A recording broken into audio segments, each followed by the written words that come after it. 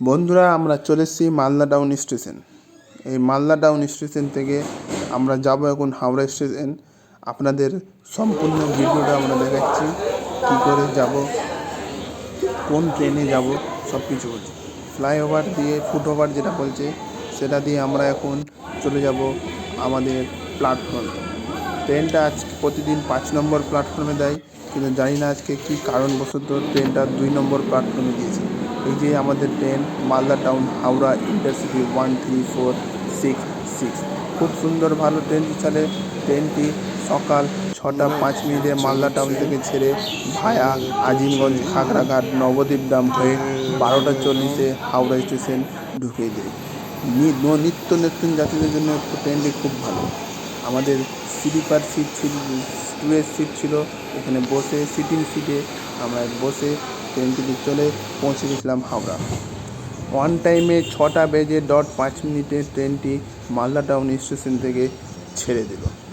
এই ট্রেন টাইমের মধ্যে চলে, কোনো দিন 5 মিনিট 10 মিনিট লেট হয়, তার বেশি লেট হয় না। এই যে আপনি সামনে দেখছেন WAP-4 দাঁড়িয়ে আছে মালগাড়ি। এখন আমরা চলে আসলাম মালদা টাউন। মালদা শহর থেকে বেরিয়ে পড়ছি। এটা হচ্ছে কৃষ্ণপল্লী এলাকা, আমাদের Malda medical college and hospital.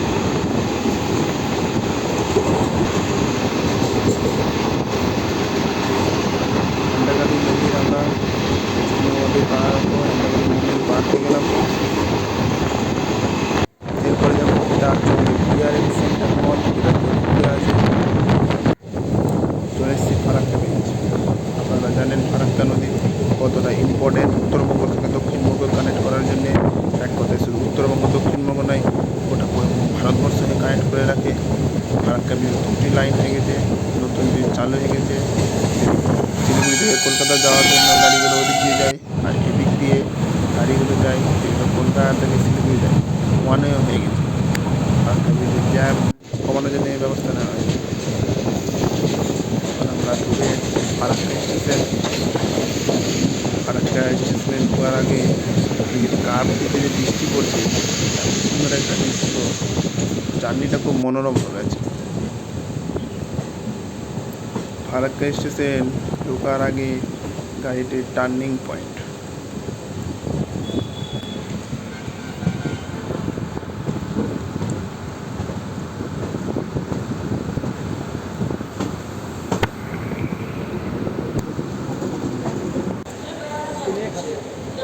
আমরা পৌঁছে গেছি ঠিক টাইমে একদম ফারাক্কা স্টেশনে। লোকজন বৃষ্টির মধ্যে ভিজে ওঠার জন্য দাঁড়িয়ে আছে, কিছু করার নাই, ট্রেন তো আর দাঁড়াবে না, বৃষ্টি হলেও উঠতেই।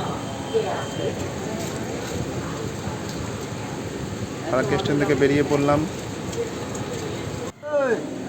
এরপরে চলে এসেছি আমরা আজিমগঞ্জ জংশন। এখানে কিছুক্ষণ হোল্ড করলো ট্রেন।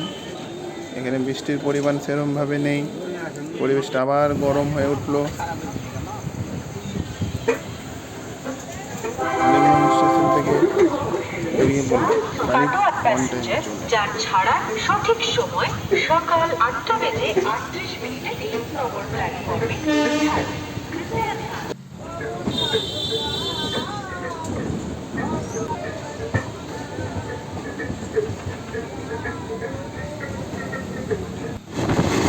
স্পিড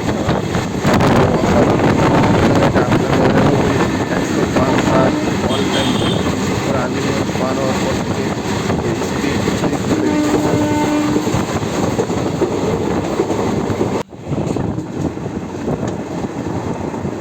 খাগড়াঘাট রোড আমরা ঢুকেছি। এটি হচ্ছে খাগড়াঘাট রোড স্টেশন।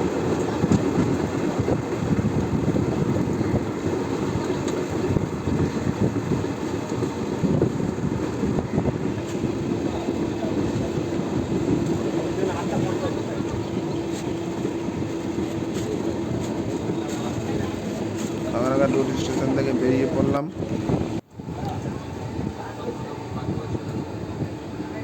এটা হচ্ছে নবদ্বীপ ধাম। এই স্টেশনে নামলে আপনারা এখান থেকে মায়াপুর ইস্কন যেটা মন্দির আছে সেখানে যেতে পারবেন। এই ট্রেনটি ধরে নবদ্বীপ ধাম স্টেশনে নেমে আপনারা মায়াপুর যেতে পারবেন। নবদ্বীপ ধাম থেকেও আমরা ঠিক টাইম অনুযায়ী বেরিয়ে গেলাম।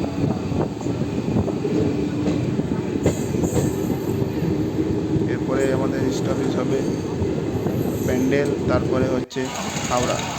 হাওড়া আমরা পৌঁছে গেছি। হাওড়া এই যে ডিজেল গাড়িটা দেখছেন, এই গাড়িগুলো ট্র্যাকে চলে।